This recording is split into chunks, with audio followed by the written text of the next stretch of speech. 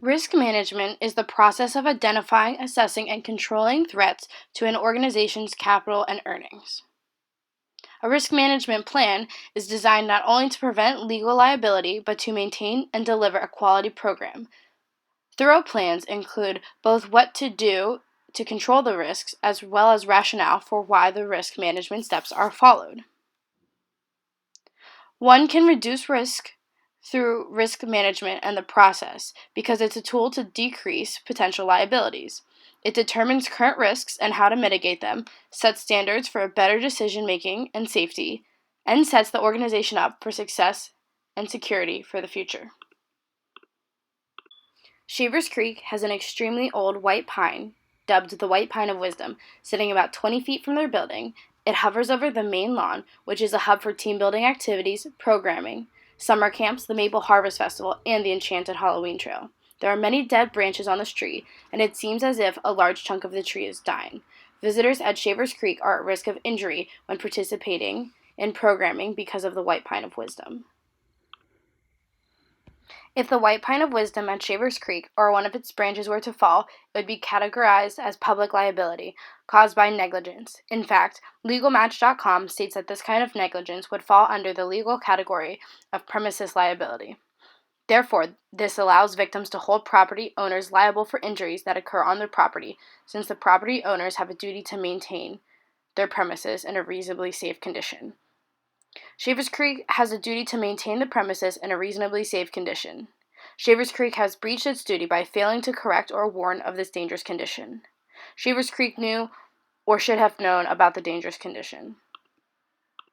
Therefore, Shavers Creek is at risk and would be liable if a branch or a tree fell off and hit and injured a person. Therefore, Shavers Creek would be at risk and liable if a branch or a tree fell and hit and injured a person. Risk identification. Legal precedent was set in the Arboricultural Journal in an article titled Liability for Death or Injury Caused by Falling Trees or Branches, a review of the present position under English law in relation to tree safety inspection. This article emphasizes cases in outdoor education where accidents involving fallen trees on site were not properly maintained. There are 4 categories when determining reliability: remoteness of the tree, hidden defects causing failure, trees that should have been inspected but were not, and trees that had been inspected but were inadequately done relative to what was held to be required. This precedent is information that Shavers Creek should have been aware of.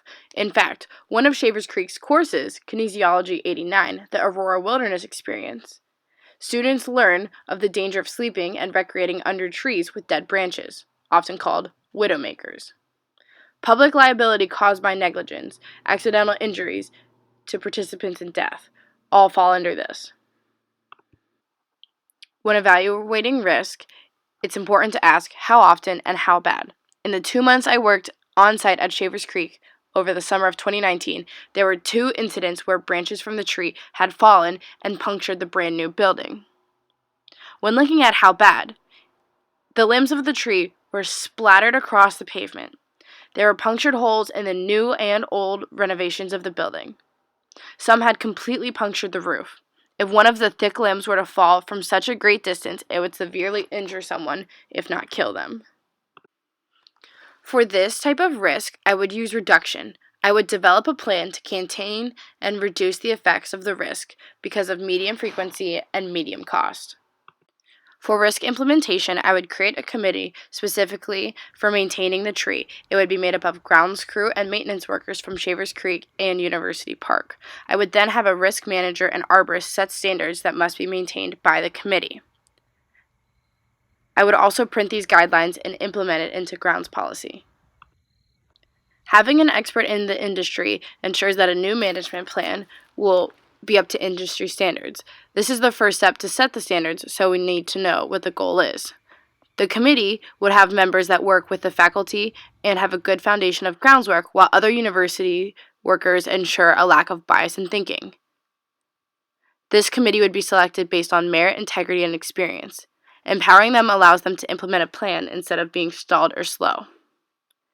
All of this would be announced at the Shavers Creek entire staff meeting that happens weekly.